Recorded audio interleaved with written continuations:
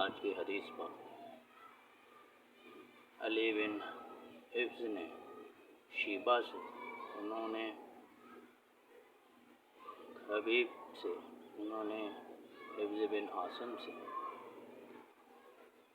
انہوں نے حضرت ابو ہریرہ رضی اللہ عنہ سے، انہوں نے نبی صلی اللہ علیہ وآلہ وسلم سے اس کے مانند روایت کی۔ تو دوستو، یہ تھی آج کی پیاری سی حدیث پاک، امید کرتا ہوں آپ کو پسند آئی ہوگی۔